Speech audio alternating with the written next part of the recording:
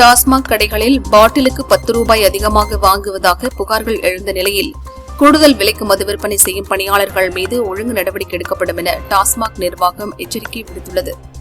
சூரியன் இல்லாமல் தமிழகத்தில் எதுவும் நடக்காது. இப்படி ஒரு கட்சிக்கு தெரியாம ஓட்டு போட்டுட்டோம்னு பலர் புலம்புறாங்க.